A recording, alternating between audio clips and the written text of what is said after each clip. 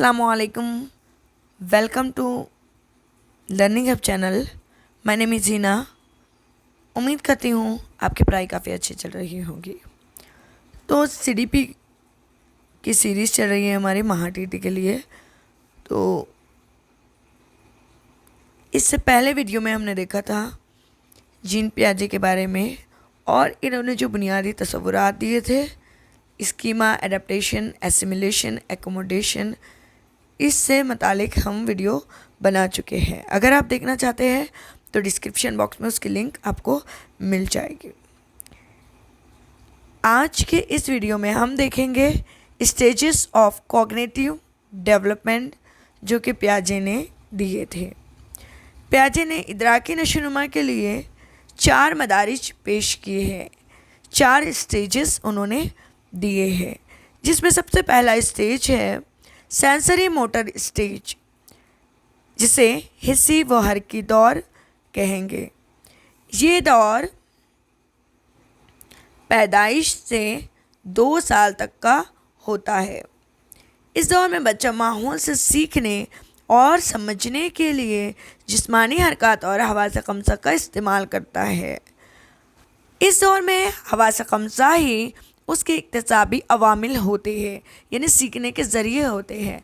वो हवास खमसा के ज़रिए क्या करता है, सीखता है, क्योंकि ऑब्वियसली उसे बात करना तो आती नहीं है, तो इसलिए वो क्या करता है, अपने हिस्सी आज़ा का इस्तेमाल करता है।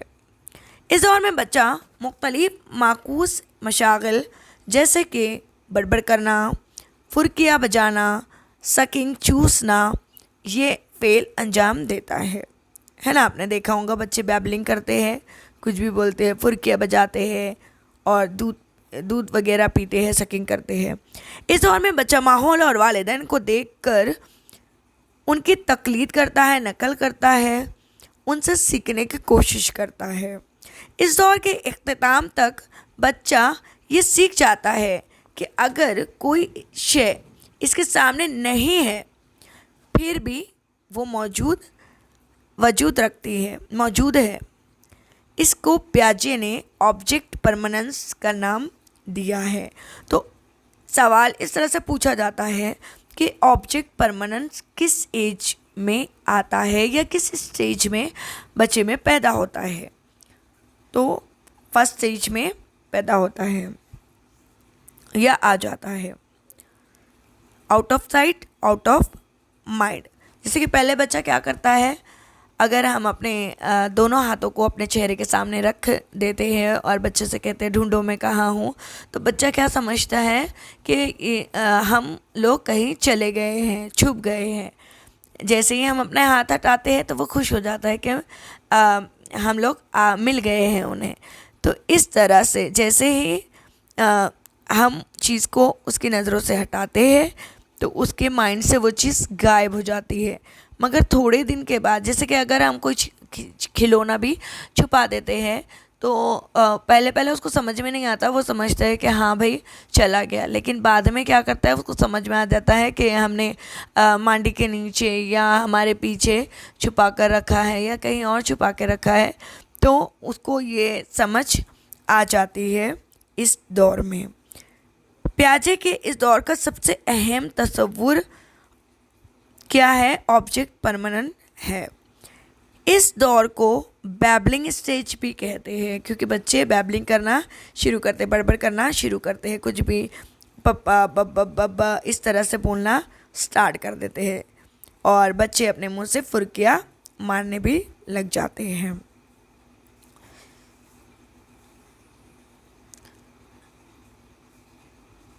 जो हमारा दूसरा स्टेज है वो है pre operational stage. Pre operational stage ये 2 से 7 साल की उम्र तक रहता है।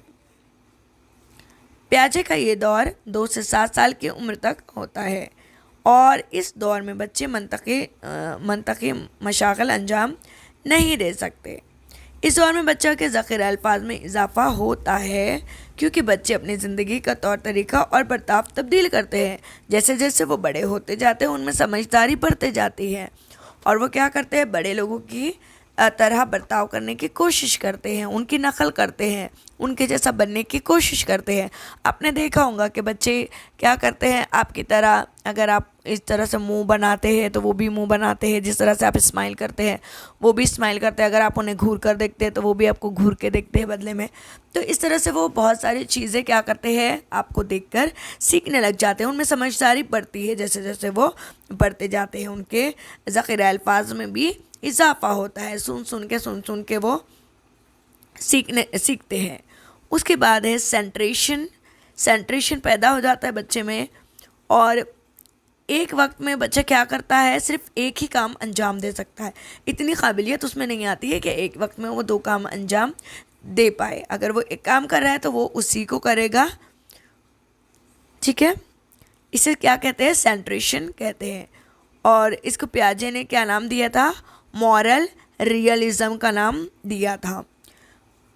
ایگو سینٹرزم، پیاجے کے اس درجے کے مطابق بچے کے اندر اس قسم کی مہارت ہوتی ہے کہ بچہ جو چیزوں کو دیکھ رہا ہوتا ہے انہیں اشیاء کی وہ کیا کرتا ہے، وضاحت کرتا ہے، دوسروں کے اظہار کا فرق ان کے اوپر نہیں ہوتا، یعنی کہ اس کو لگتا ہے کہ جس طرح سے وہ سوچ رہا ہے وہی کیا ہے، صحیح ہے، وہ صحیح ہے، وہ جو کر رہا ہے وہ صحیح کر رہا ہے، وہ جو سوچ رہا ہے وہ صحیح سوچ رہا ہے، وہ صحیح ہے، باقی سب غلط ہے، اس طرح سے وہ سوچتا ہے، اپنے آپ کو سینٹر میں رکھتا ہے۔ علامتوں کا اظہار کرنا بچہ سیکھ جاتا ہے، سمبولک ایکسپریشن، بچہ اشاروں کو سمجھنے لگتا ہے، اشیاء کو دیکھ کر ان کی شناخت کر سکتا ہے، آبجیکٹ پرماننس بچے میں آ جاتا ہے۔ اس کے بعد ہے اینیمزم، تو اینیمزم جو ہے وہ ایک اہم خصوصیات ہے، یعنی بچے سوچتے ہیں کہ ہر چیز میں کیا ہوتی ہے، جان ہوتی ہے، یہ ٹیڈی بیئر ہے، گڑیا ہے، وہ انہیں بھی کیا سمجھتے ہیں، انہیں بھی جاندار چیزیں سمجھتے ہیں، حالانکہ وہ بے جان ہوتی ہے۔ وہ گڑیا سے کھیلتے ہیں لڑکیاں، اس کی ڈریسنگ کرتی ہیں، اس کے ہیئر کوم کرتی ہے، وہ سمجھتی ہے میں جس طرح سے اچھی لگ رہی ہوں میری گڑیا کو بھی اسی طرح سے اچھی لگنا چاہیے، اسے بھی ضرورت ہے کھانے اور پینے کی اور اس میں بھی جان ہے۔ اس طرح سے وہ لوگ سوچنے لگ جاتے ہیں۔ اس دور میں بچہ اپنے ساتھیوں سے بنا رکاوٹ باتیں کرتا ہے، لیکن وہ بچوں کی باتوں کو غور سے نہیں سنتا ہے بلکہ اپنے ہی سناتا ہے، اور اس کو مونولوگس، کلیکٹیو مونولوگس کہتے ہیں۔ اس دور میں بچہ بقا کے اصول کو نہیں سمجھتے، جیسے کہ اگر 2 گلاس ہے جن کا حجم ایک جیسا ہے لیکن ان کی لمبائی میں ایک برتن جو ہے لمبا ہے اور دوسرا برتن چوڑائی میں ہے، چوڑا ہے، تو بچہ کیا سمجھے گا، جو چوڑا برتن ہے اس میں پانی کیا ہے، کم آیا ہے، اور جو لمبوترا برتن ہے جو بھرا ہوا دکھائی دے رہا ہے اس کو، تو وہ سمجھتا ہے کہ اس میں کیا ہے، زیادہ پانی ہے۔ اس طرح سے یہ چوڑا برتن ہے اور یہ لمبا برتن ہے۔ اب لمبے برتن میں آبویسلی اس کا حجم، وہ چوڑائی میں کم ہے تو پانی زیادہ اوپر تک جائے گا، اور یہ چوڑائی میں زیادہ ہے تو پانی کم دکھے گا بچوں کو، تو بچے سمجھ نہیں پاتے، یہ ان میں سمجھ پیدا نہیں ہوتی ہے کہ دونوں پانی برابر ہے، وہ اس سے زیادہ کہیں گے۔ تو منطقی سوچ ان کی زیادہ نشوونما نہیں ہوتی ہے، اور اس دور کے بچے میں برعکس یعنی الٹا سوچنے میں دشواری آتی ہے، الٹا وہ نہیں سوچ پاتے ہیں۔ جیسے کہ برف سے پانی اگر بنتا ہے تو وہ نہیں سمجھ پائیں گے کہ برف پگھل کر کیا ہو جائے گا، واپس پانی بن جائے گا۔ پیاجے کے مطابق بچہ پہلے سوچتا سیکھتا ہے، اس کے بعد اس کی زبان میں ترقی ہوتی ہے، پہلے وہ سوچے گا، سیکھے گا، اور پھر اس کی زبان میں ترقی ہوگی، ہے نا، دونوں ساتھ میں نہیں سیکھتے بچہ، ایسا پیاجے کا کہنا تھا۔ اس کے بعد ارریورسبلٹی، اس دور میں بچے یہ سمجھتے ہیں کہ کوئی بھی کام ریورس نہیں ہو سکتا یا ناممکن نہیں ہو سکتا ہے۔ مثلاً 3 سال کا بچہ یہ نہیں سمجھ سکتا کہ برف پانی میں تبدیل ہو سکتا ہے، بڑا ہوتے جائے گا تو پھر وہ سمجھ اس میں ڈیولپ ہو جائے گی آخر میں آنے تک، مگر پہلے وہ نہیں سمجھ پائے گا۔ تھرڈ جو اسٹیج ہے وہ ہے کانکریٹ آپریشنل اسٹیج، مقرون عملیات، کہ جو ٹھوس چیزیں ہیں وہ بچہ سمجھنے لگ جائے گا۔ اس دور کی مدت جو ہوتی ہے وہ 7 سے تو 11 سال تک بچوں کی ہوتی ہے۔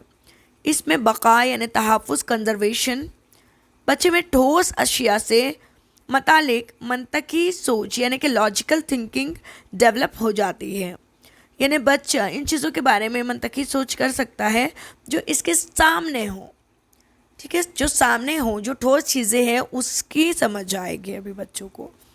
مثلاً اس دور میں بچے بقا کے اصول کو سمجھتے ہیں، جیسے کہ 2 گلاس جن کا حجم مساوی ہو۔ پچھلے اس میں ہم نے دیکھا تھا کہ ایک چوڑا تھا اور ایک لمبا تھا، تو بچوں کو یہ سمجھ نہیں آئی تھی کہ دونوں میں برابر پانی ہے، ایک برتن چوڑا ہے اور ایک برتن لمبا ہے، مگر اس ایج میں ان کو سمجھ میں آ جائے گا کہ دونوں میں پانی کیا ہے، برابر ہے، حجم مساوی ہے، ٹھیک ہے۔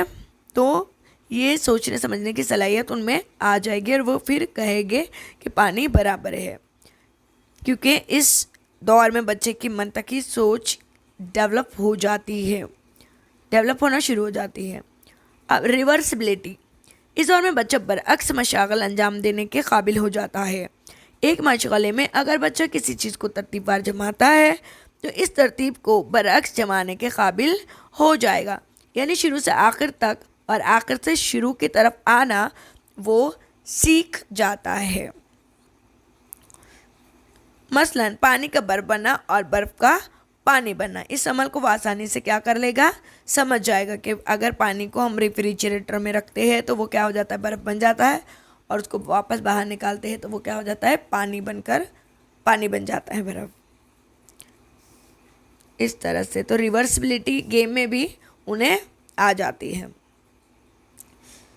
کلاسیفیکیشن، درجہ بندی، اس دور میں بچہ درجہ بندی کی صلاحیت پیدا ہو جاتی ہے بچے میں، یعنی بچہ زیادہ سے کم کی طرف اور کم سے زیادہ کی طرف اشیاء کی درجہ بندی کی صلاحیت پیدا ہو جاتی ہے ان میں۔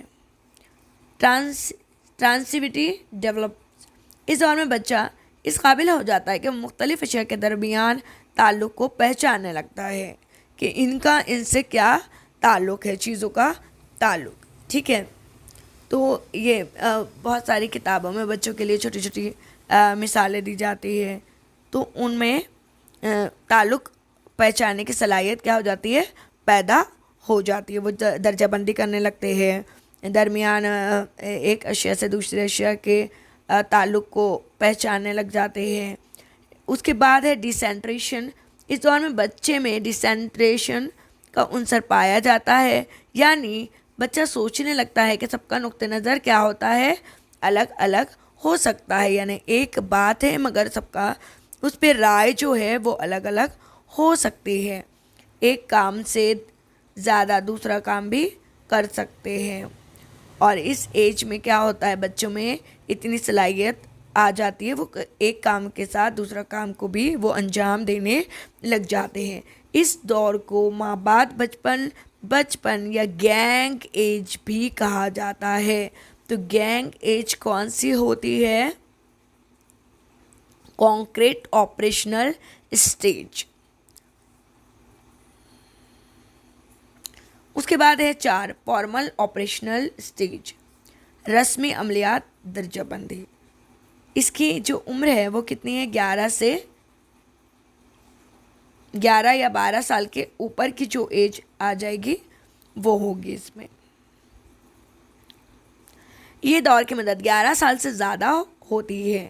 کوگنیٹیو ڈیولپمنٹ، اس دور میں بچے کے اندر منطقی سوچ پرزور ہوتی ہے۔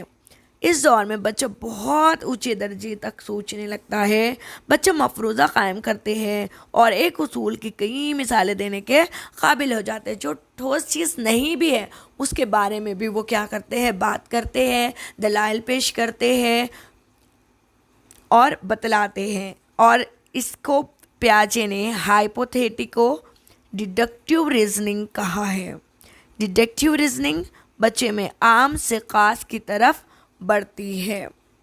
اس دور میں بچے کے اندر خیالی چیزیں شروع ہو جاتی ہے اور وہ خیالی دنیا میں کھونے لگتا ہے، خیالی دنیا میں وہ کھونے لگتا ہے. جو چیزیں اس نے دیکھی بھی نہیں ہوتی، جو چیزیں اس کے سامنے نہیں ہوتی، اس کے بارے میں بھی وہ کیا کرتا ہے، تصور کرتا ہے، سوچتا ہے اور غور و فکر کرنے لگ جاتا ہے. وہ سمجھتا ہے کہ تمام لوگوں کی توجہ کا وہ کیا ہے، مرکز ہے. مجرد سوچ پیدا ہوتی ہے. بعض دفعہ بچہ خیالات کی دنیا میں کھو جاتا ہے. اس دور میں بچے کے اندر مسئلے کے حل کی تلاش، ریزننگ ایبلٹی کی صلاحیت کیا ہوتی ہے، نشوونما ہو جاتی ہے. یہ عمر تخلیقی صلاحیت کے ساتھ ساتھ ڈائیورجنٹ اور کنورجنٹ بھی ہوتی ہے. تو ڈائیورجنٹ تھنکنگ اور کنورجنٹ تھنکنگ دونوں کیا ہوتی ہے، اس میں ڈیولپ ہو جاتی ہے. آئی ہوپ آپ کو یہ ویڈیو ٹھیک لگا ہوگا. اگر ٹھیک لگا ہے تو پلیز ایک لائک ضرور دیجیے گا. Thanks for watching this video. دعاؤں کی درخواست ہے. خوب پڑھیے، خوب لکھیے اور آگے بڑھیے. جلدی سے ایگزام پاس کر کے آپ بھی جاب پہ لگ جائیے. السلام علیکم. اللہ حافظ.